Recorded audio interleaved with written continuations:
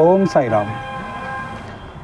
साईं भक्तों को मेरा प्यार भरा नमस्कार है। ओम साई राम, ओम साई राम, ओम साई राम। आप सभी अच्छे होंगे, बेहतर होंगे। साईनाथ से हमेशा मैं कामना करता हूँ कि साईनाथ समस्त सृष्टि की, समस्त जीवों की, समस्त प्राणियों की सदैव रक्षा करें, क्योंकि साईं ही तो हैं जो कलयुगी अवतार हैं और पूरे कलयुग की बागडोर उन्होंने अपने हाथ में ले रखी है। अपने जितने भी योनियाँ हैं इस संसार में, उन सभी योनियों का संचालन और संचालक साईनाथ ही हैं। ये बात आपको मान लेनी चाहिए। तो देवियों और सज्जनों, आज के वीडियो में मैं आपको जानकारी दूंगा। आपने ये भी कहानियाँ सुनी होंगी कई जगह, क्योंकि ये तो बहुत ही प्रचलित कथा है साईं बाबा से जुड़ी हुई कि साईं बाबा ने शिरडी में पानी के दिए जलाए। आज इसके बारे में आपको जानकारी दूंगा कि ऐसा साईं बाबा कभी जानबूझ के कुछ ऐसा चमत्कार नहीं करते थे कि लोगों में उनकी पहचान बने। साईं बाबा ने जब भी कोई चमत्कार किया तो जनहित में किया, लोगों के हित के लिए किया। और मैं आपको ये भी बता दूं कि साईनाथ ने कभी भी अपने आप को श्रेष्ठ नहीं कहा, अपने आप को, खुद को कभी उन्होंने भगवान नहीं कहा कि मुझे भगवान मानो। वो तो हमेशा एक ही बात कहते रहते थे कि मैं तो उस मालिक का ग़ुलाम हूँ, मैं तो उस मालिक का चाकर हूँ, मैं तो उसका छोटा सा एक सेवादार हूँ। तो मैं आपको आज विशेष जानकारी ये देने के लिए आया हूँ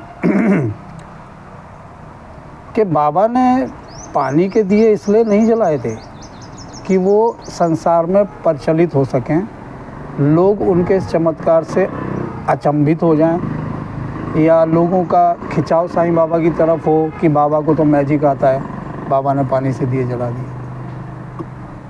जब जब कोई समय ऐसा आया और उस समय की मांग जब रही, चाहे वो किसी भक्त के संकट के रूप में हो या फिर शिरडी के जो वासी हैं उनके सहायता हेतु हो, तो इस तरह के चमत्कार बाबा को करने पड़े। तो साईं बाबा ने पानी के दिए कब और कैसे जलाए, इसकी जानकारी मैं आप सभी के साथ साझा करना चाहता हूं।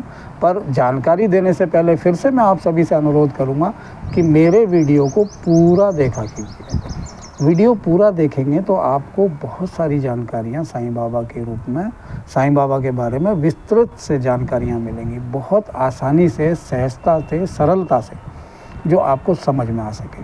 और मैं पहले की वीडियो में भी बता चुका हूं कि मैं जब भी कोई वीडियो बनाता हूं साईं बाबा की जीवनी पर, तो साईं बाबा को नमन करके उनसे पहले आज्ञा लेता हूं, उनसे परवानगी लेता हूं और उनसे क्षमा याचना पहले ही मांग लेता हूं कि आपकी कथा में अगर कोई त्रुटि हो जाए या शब्दों में कोई असंतुलित शब्द निकल जाए तो मुझे क्षमा करें। तो मैं वैसे भी कभी भी कोई कहानी या घटना बना के नहीं आपके सामने प्रसारित करता हूं। जो साईं बाबा की जीवनी से जुड़ा हुआ सत्य है वही आपके सामने मैं लेकर आता हूं, वो भी पूरे खुलासे के साथ, सही जानकारी और सटीक जानकारी के साथ। तो चैनल को सब्सक्राइब कीजिए, बेल आइकॉन का बटन दबाइए, नोटिफिकेशन का बटन दबा दीजिए। आप वीडियो देखने के बाद इस चीज़ के लिए मैं खुद हमेशा वीडियो के अंत में बोलता हूं कि आप अपने विचार हमारे सामने कमेंट बॉक्स में ज़रूर लिखिए, उसका सुझाव मैं भी आपको दूंगा। तो आप अपने सुझाव और विचार कमेंट बॉक्स में ज़रूर डालिए, मैं उन्हें पढ़ूंगा, समझूंगा और आगे और वीडियोस को और बाबा के बारे में जानकारियाँ सही तरीके से आप तक पहुंचा सकूंगा। वीडियो को पूरा देखिए, बने रहिए वीडियो के अंत तक मेरे, और मेरे प्रत्येक वीडियो को पूरा ही देखा कीजिए, तभी आपको एक अच्छा दिशा निर्देश भी मिलता है।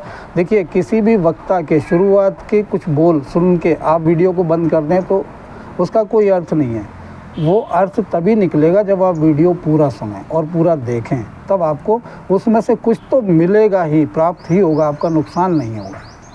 वैसे भी आप दिन भर में इधर उधर सोशल मीडिया पे कुछ ना कुछ करते रहते हैं, थोड़ा सा समय साईं बाबा के लिए निकालिए। तो दिवाली का वो दिन था, शुभ दीपावली का, जिस दिन श्री राम की पूजा होती है, श्री महालक्ष्मी की पूजा होती है। तो आपको एक छोटी सी जानकारी पहले बता देता हूँ कि पानी के दिए बाबा ने जलाए थे, उसका कारण क्या था, क्यों ऐसा करना पड़ा बाबा जी को, ये सारी जानकारी यहाँ आपसे साझा करूँगा। पर उससे पहले मैं आपको ये जानकारी दे देता हूँ कि शिरडी गांव में एक वैद्य कुलकर्णी के नाम से पहले से थे, ख़ानदानी वैद्य थे वो। तो वो बाबा जी के जो है एक तरह से अपोजिटर थे, यानी कि द्वंद्वी थे। बाबा से हमेशा ईर्ष्या करते थे, बाबा के प्रति हीन भावना रखते थे। कभी कभी तो बाबा के मुंह पे ही बोल देते थे चार लोगों के बीच में, अरे साईं पाखंडी है, साईं लोगों को छलता है, साईं लोगों के सामने ढोंग करता है। पर कभी साईं बाबा ने प्रति उत्तर नहीं दिया। वो सुनते थे, मुस्कुरा के सबका मालिक एक बोल के निकल जाते थे। तो जो वैद्य कुलकर्णी थे उनका पूरा नाम अश्विन कुलकर्णी था। तो कुलकर्णी साहब वो इसलिए भी बाबा से नाराज़ रहते थे और उनके प्रतिद्वंदी थे क्योंकि बाबा की चमत्कारी जो उदी होती थी, जो उनके द्वारका माई में धुनी प्रज्वलित होती रहती है 24 घंटे, उसकी जो राख होती है उसको हम लोग उदी कहते हैं। साईं बाबा का कृपा प्रसाद है चमत्कारी उदी। किसी भी संकट, किसी भी परेशानी में आप उदी का सेवन करें तो आपके सारे संकट दूर हो जाते हैं, आपके रोग दोष जो भी हैं सब दूर हो जाते हैं। आपको कोई जख्म है, बुरी बीमारी लग गई है, उसमें भी आप साईं का सच्चे दिल से समर्पण के साथ उनका जो है ध्यान करें और उस उदी का सेवन करें तो आप उस उदी का चमत्कार देखें।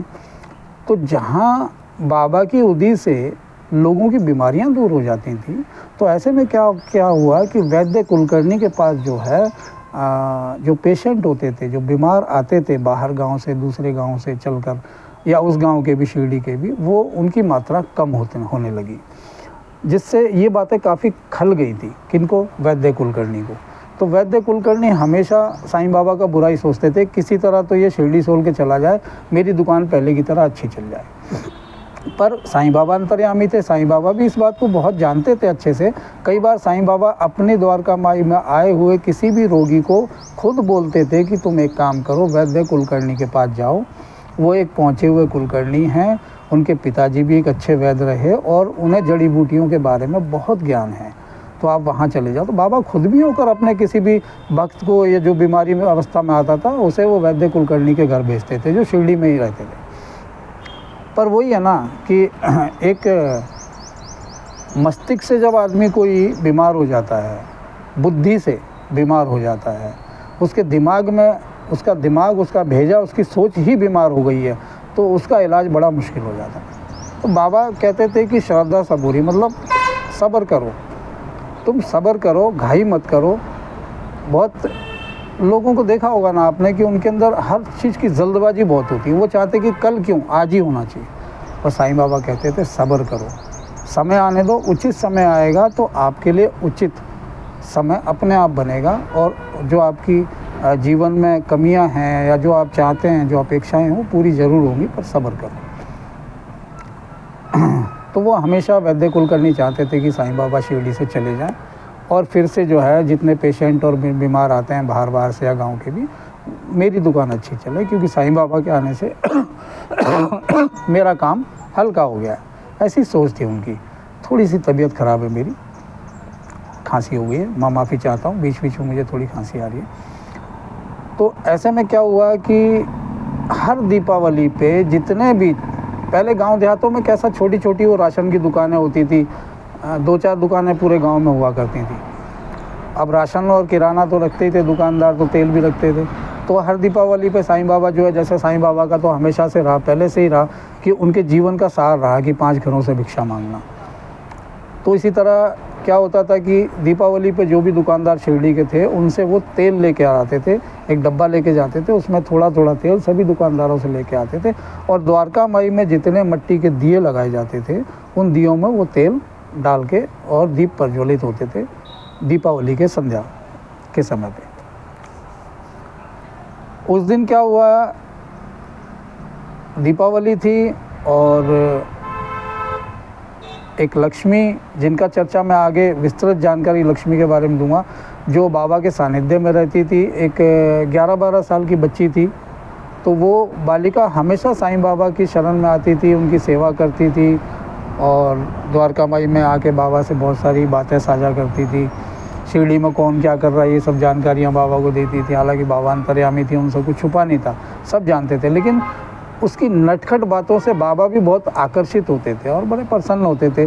और लक्ष्मी ये काम, लक्ष्मी वो काम, बाबा भी उसके साथ खेलते रहते थे। उनके साथ तरह तरह की क्रीड़ाएं जो बच्चों के साथ हम बड़े करते हैं, उन्हें खेलते हैं, खिलाते हैं, हंसाते हैं, तो इस तरह जो है बहलाते हैं, फुसलाते हैं। इस तरह साईं बाबा लक्ष्मी के साथ एक अच्छे मित्र की तरह रहते थे। तो लक्ष्मी और बाईजा माँ का पुत्र जो साईं बाबा के, मैंने पिछले वीडियो में ही बताया कि साईं बाबा के आशीर्वाद से बाईजा माँ की जब उम्र एक वृद्धावस्था की तरफ गई थी, तब तक उनको कोई संतान नहीं थी। और साईंनाथ के आशीर्वाद से कोते पाटिल और बाईजा माँ जो पति पत्नी थे दोनों, उनको साईं बाबा के आशीर्वाद से एक पुत्र रत्न प्राप्त हुआ था। तो उस पुत्र का नाम, उस बच्चे का नाम साईं बाबा ने ही रखा था, तात्या पाटिल। तो कोते पाटिल के बेटे तात्या पाटिल और लक्ष्मी दोनों 10, 11, 12 साल की उम्र ऐसी रही होगी, जो द्वारका माई में ही खेल रहे थे। उस दिन सुबह ही साईं बाबा के द्वारका माई से बाहर निकलने से पहले वैद्य कुलकर्णी ने शिरडी के जितने भी दुकानदार थे उनको जाके सख्त हिदायत दी थी कि अगर तुम लोगों ने आज साईं बाबा को तेल दिया तो मुझसे बुरा कोई नहीं होगा और पूरी शिरडी से तुम्हें दुकानें उठवा के यहाँ से भगा दूँगा। काफ़ी क्रोधित भाव में, बहुत नाराज़। और वो सोचने लगे मनी मन कि ऐसा कोई दुकानदार नहीं जो मेरी बात गिराए, आज तो साईं बाबा को कोई तेल देगा नहीं। आज देखता हूँ दीपावली के दिन शाम को साईं बाबा के द्वारका माई में दिए कैसे जलेंगे। देखिए ये क्या होता है कि आपको एक बात बताना चाहता हूँ, हम मनुष्य के भाग्य में ऐसा नहीं है कि हम ही बार बार चुनौतियों का सामना करते हैं। कोई बड़ी से बड़ी विडंबना हमारे सामने आके खड़ी हो जाती है। देवताओं को भी इसका सामना करना पड़ा, गुरुओं को भी करना पड़ा, साधु संतों को करना पड़ा। कि आपको मैं सच बता रहा हूँ कि साईं बाबा के इतने विरोधी पैदा हुए थे, जो शिरडी के भी थे, और शिरडी के ही विरोधियों की वजह से बाहर से भी और विरोधी आ जाते थे, जो उनके साथ मिलके उनकी जो है टीम बड़ी हो जाती थी। जैसे शिरडी से थोड़ा आगे जाएंगे, 5 किलोमीटर आगे राहता नाम की जगह है, गाँव है दूसरा। राहता से एक चले आए थे द्वारकानाथ जी। वो द्वारकानाथ जी शिरडी के कुलकर्णी साहब, वैद्य कुलकर्णी के साथ मिल गए आके। दोनों ने मिलके तरह तरह के ना जाने क्या क्या षड्यंत्र बाबा के खिलाफ रचे। लेकिन वो नाथों के नाथ स्वामी भगवान साईं बाबा एक सत्पुरुष, वो कलयुग में भगवान ही साईं बाबा के रूप में अवतरित हुए, लोगों का हित के लिए, लोगों का भला करने के लिए, लोगों को, भक्तों को करुणा देने के लिए। साईं बाबा बहुत विनम्र स्वभाव के थे। वो कभी क्रोधित नहीं होते थे किसी के ऊपर। अगर किसी ने बड़ी से बड़ी गलती की और साईं बाबा का कहना नहीं माना तो भी वो प्यार से ही समझा देते थे, आके बुला के नज़दीक। अब उस दिन की बात दीपावली की, वैद्य कुलकर्णी की वजह से अब सभी शिरडी के जितने दुकानदार थे, क्योंकि वो साईं बाबा को गुरु मानते थे, उनके सानिध्य में रहते थे। दिन की 4 आरतियां जो द्वारका माई में साईं बाबा की होती थी, सभी दुकानदार उसमें सम्मिलित होते थे जाके और बाबा का आशीर्वाद प्राप्त करते थे। अब ऐसे में बड़ी विडम्बना थी और उनके लिए बड़ी उस समय धर्म संकट खड़ा हो गया कि कुलकर्णी साहब का कहना नहीं मानेंगे तो हमारी दुकान शिरडी से बाहर निकलवा देंगे, और अगर साईं बाबा को तेल ना दिया तो बड़ी मुश्किल हो जाएगी, क्या करें। तो दोपहर के बाद फिर बाबा का टाइम हो गया। बाबा ने अपना वो डब्बा उठाया तेल के लिए और एक एक करके सभी दुकानों में गए। बाबा अंतर्यामी थे, सब जानते थे कि आज सुबह क्या हुआ था, आज मुझे तेल कोई नहीं देगा। किंतु बाबा को, बाबा की गूढ़ बातें और बाबा की लीलाओं को कोई नहीं समझ पाया। बाबा ने क्या किया, उस दीपावली पे पानी के दिए जलाकर शिरडी वासियों को और समस्त संसार को एक ऐसा निर्देश दिया कि भक्ति में किस तरह शक्ति होती है और कितनी होती है। अगर आपकी भक्ति सच्ची है, आपकी भक्ति समर्पण से भरी है, आपने किसी को भी, कोई ऋषि हो, मुनि हो, कोई भी हो, जिसको आपने समर्पण से सद्गुरु मान लिया है, तो उसके सानिध्य में रहिए, उसके ऊपर श्रद्धा रखिए, उसके ऊपर विश्वास कीजिए। पूरी सच्चाई है ये कि कि आपकी श्रद्धा से ही एक भाव जो उत्पन्न होता है उसमें एक भक्ति मिश्रित होती है और उस भक्ति के माध्यम से आपके सारे काम बनते ही बनते हैं। और उस दिन वही हुआ। किसी भी दुकानदार ने साईं बाबा को तेल नहीं दिया। साईं बाबा खाली डब्बा लेके आ गए। अब शाम हो गई, सूर्य मुंद गया। अब वो चंचल थे दोनों, लक्ष्मी और तात्या पाटिल, बाईजमा का बेटा। दोनों आए, बोले बाबा टाइम हो गया, दिन मुंदने लगा, दिन छुप गया, सूर्य अस्त हो गया, अब हमें दिए प्रज्वलित करना चाहिए, आज दीपावली है। बाबा ने कहा हाँ दिए तो जलेंगे। गांव के बहुत सारे लोग भी आके इकट्ठे हो गए वहाँ पे, जो शिरडी वासी थे। और कहीं ना कहीं उस भीड़ में छुप के वैद्य कुलकर्णी भी तमाशा देखना चाहते थे कि देखते हैं आज साईं बाबा कैसे दिए जलाएंगे, तेल तो इन्हें मिला नहीं है। बिना तेल के दिए कैसे चलेंगे। तब साईं बाबा ने लक्ष्मी को, उस अबोध बालिका जो 11-12 साल की थी, और तात्या पाटिल जो 10-11 साल के थे, दोनों से कहा कि द्वारका माई के कोने में बड़ा घड़ा, पानी का घड़ा रखा हुआ था, जिससे कि द्वारका माई में आने वाला प्रत्येक श्रद्धालु भी पानी पी सकता था। साईं बाबा भी उसी घड़ी से पानी पीते थे। साईं बाबा ने कहा दोनों बच्चों को बुलाकर कि तुम गिलास उठाओ, पानी भरो, और जितने दिए ये दीवारों पे लगे हुए हैं पूरे द्वारका माई में चारों तरफ, सब दियों में पानी भर दो। बच्चे हैरान, हताश, परेशान, शब्द उनके दिमाग में और दिल में कि बाबा क्या कह रहे हैं, दियों में पानी डाल दो, पानी से दिए जलेंगे क्या। बाबा मुस्कुरा के बोलो जाओ जाओ, जितना कहा है उतना करो, जल्दी से पानी डालो दियों में जाके। अब ये तमाशा शिरडी के काफ़ी लोग खड़े होकर देख रहे थे, और अब मंद मंद मुस्कुरा रहे थे वैद्य कुलकर्णी, और कह रहे थे देखो पागल हो गया साईं, अब पानी से दिए जलाएगा ये। उनकी भाषा यही थी वैद्य कुलकर्णी की। वो हमेशा साईं बाबा को तू तड़ाक करके अभद्र शब्दों में ही वो जो है संबोधन करते थे साईं बाबा से।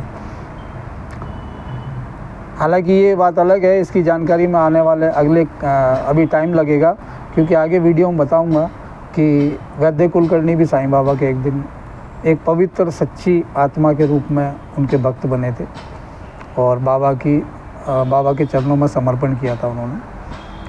इसीलिए बोलते हैं कि श्रद्धा और सब्र, इस सब्र कर में बड़ा दम है, बहुत असर है और शक्ति है बहुत सब्र के अंदर, सब्र करना चाहिए।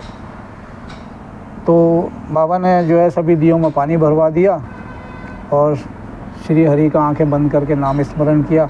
वो तो साक्षात भगवान थे। अचानक देखा क्या कि दिए अपने आप प्रज्वलित हो गए पूरे द्वारका माई में, और द्वारका माई एक दुल्हन की तरह जगमगाने लगी। पूरी द्वारका माई में दिए जितने रखे थे सब के अंदर पानी भरा गया था, और पानी के दिए उस दिन प्रज्वलित हुए थे। ये थी शक्ति की, साईं की महिमा, साईनाथ की शक्ति, साईनाथ की भक्ति, और साईनाथ का इसी को जो है साईं भक्त कहते हैं कि बाबा का चमत्कार। ये चमत्कार बाबा ने लोगों को आकर्षित करने के लिए नहीं किया था, अपितु इसलिए किया था कि जब आपका कोई विरोध करे और आपके किसी भी शुभ कार्य में बाधाएं पैदा करे, या जब भी आपके सामने कोई चुनौती खड़ी हो जाए, तो ईश्वर के समर्पण के साथ, ईश्वर को समर्पित भाव से नमस्कार करें, और ऐसा असंभव कार्य भी संभव हो सकता है। शक्ति में, भक्ति में इतनी शक्ति है कि वो दिए पानी से जल गए। ये बाबा का लोगों के लिए चमत्कार हो सकता है, लेकिन बाबा ने ये लोगों के सामने एक अपना भाव व्यक्त किया कि भक्ति में कितनी शक्ति होती है। और ये वाकई में कोई जादू नहीं था, ये एक शक्ति थी जो बाबा के अंदर थी, कि बिना तेल के पानी के दिए जला दिए द्वारका माई में। तो आज की जानकारी आप सभी के साथ ये मैंने शेयर की है। आपने पूरा वीडियो देखिए, पूरा वीडियो देख के सब्सक्राइब कीजिए चैनल को, बेल आइकन का बटन दबाइए और मेरे साथ बने रहिए। आने वाले अगले वीडियो में और बहुत सारी जानकारियाँ आपको दूंगा। चलिए, ओम साई राम, ओम साई राम।